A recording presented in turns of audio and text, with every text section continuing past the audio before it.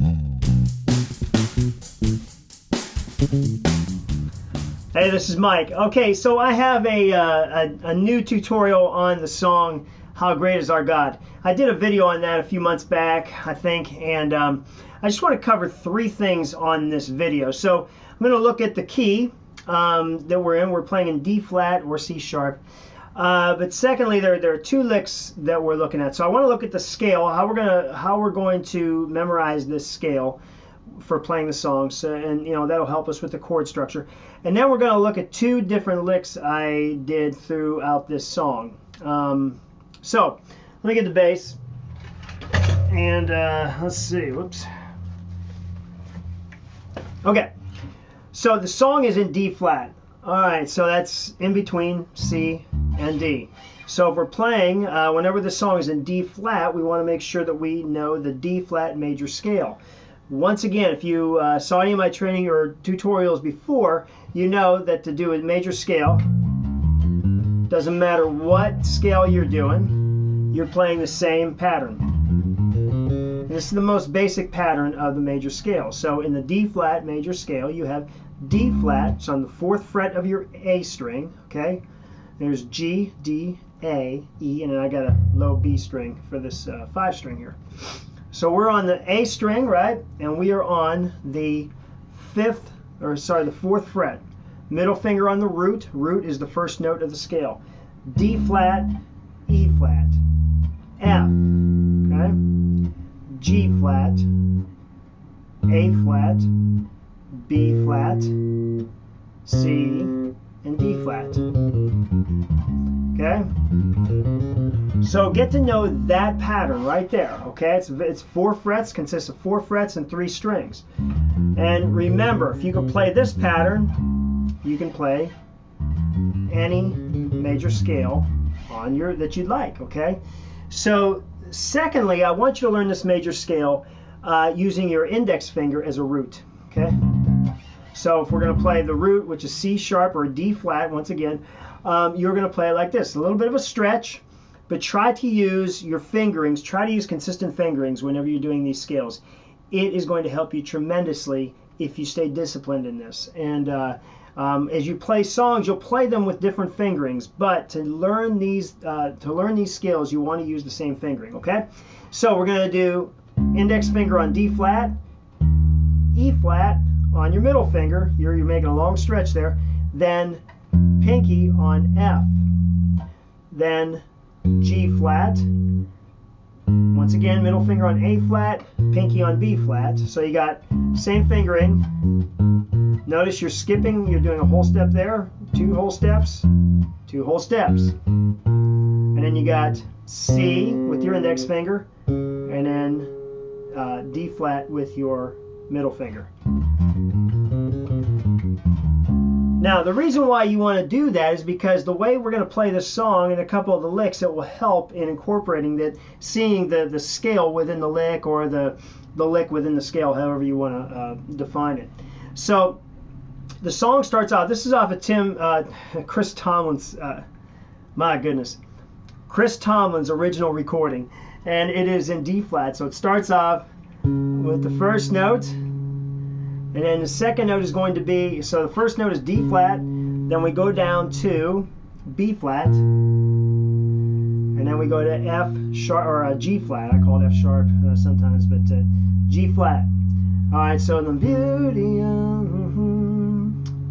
then B flat, and then you got G flat.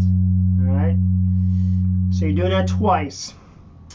Now, one of the licks I do here, a real simple one, is I'm doing, start on the D flat, and then I kind of hammer on, I pluck the C from there, and hammer back onto the D flat.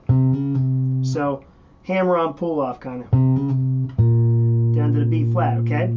So, we go, dun, dun, dun, dun, dun. Okay, then we go to the G flat again. All right. Now, the verse or the chorus is almost the same. We go, notice I'm playing this up in the upper register for this part of the song. I'll do that a lot you could play it wherever you'd like, but try to have some variety. Try to feel where the song is going and play your notes accordingly. So if it's a quiet part, you don't want to be playing this hard part, necessarily. Always defer to your worship leader, but at the same time, try to use your creativity and your how you're feeling the song should be going here. So try to get used to that, and try to listen to mainly listen to other bassists, okay, and see how they're playing it. Listen to Chris Tomlin's recordings and listen to his bassists and some of the other bassists you hear on these recordings, because they do a really good job of applying dynamics and emotion out of their bass into the song. So to kind of serve the song is what you really want to do. So we're going D flat, okay, then all right, then then you got the chorus. How great is our God. So you could do it again. All right. So it's going to change here. All the world can see how great. Then you go to the A flat, okay? I'm sure I'm not getting these words right. I'm sorry. So then you. All right.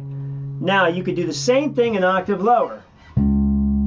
Here's your D flat.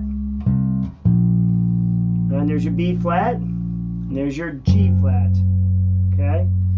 All right, so just to cover that's the primary chord progression of this song. All right, next, there's one more lick that I want you to learn here, and it is coming out of the second chorus, okay? So we're in, by now you're doing eighth notes. Okay. All right.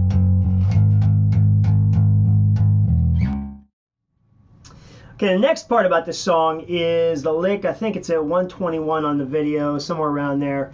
I'm ending on a high D flat up here at the 11th fret of the D string. And what I'm going to do is play the F and G flat. So I'm going to hammer on and pull off. Index finger, middle finger. And then I'm going to do another hammer on from the D flat to the E flat. Okay. That's what it is. So, remember I told you to learn that scale with your index finger on the root and doing this pattern. Well, this is how this lick will work within that scale. Okay, so you're playing F, G flat, F, D flat, E flat, D flat, okay? And then B flat, A flat, F, E flat, D flat. Okay, so you're coming right down, and you're into the verse. So it'd be how great is our God, 2, 3, 4, 1. Da, da, da, da, da, da. Okay. All right. So that's how that will go into the next verse. Something I want to touch base with you on is during this song in Chris Tomlin's recording, the bassist is doing these 16th notes during the verse. Okay, so that is going to be your right finger, your right fingers. And what I'll do on this, and I think I notated on the video, is that I'll kind of dampen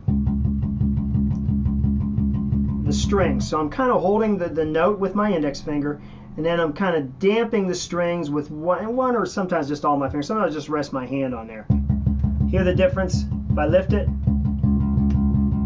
okay, if I damp it, that gives it a punchier sound, and it will kind of give it more of that driving sound that you hear on the recording. Sometimes bassists will, sometimes I'll use my palm down here, but playing so quickly, I want to alternate my fingers, my index and middle fingers.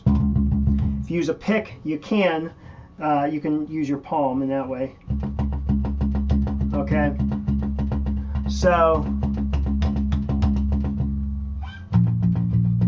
so that's how that works. So, but when you're playing those 16ths or even 8ths, make sure you are staying very, very firm with the beat, with the click. Use a metronome if you want, and just try to get one of your fingers on the click. So if it's 1, 2, 1, 2, dun, dun, dun, dun, dun, dun, dun, you can kind of feel the. But listen to the click clearly. Make sure you are hitting one of your notes is hitting on the click, and make sure you're not off. So that's a good way to practice that. It's not an easy thing if you haven't done it before, so you need to practice it. Practice it with a metronome or with a recording, so that you can kind of get used to playing it with other instruments, with a drummer, or some kind of a click or beat going. Okay, so all right.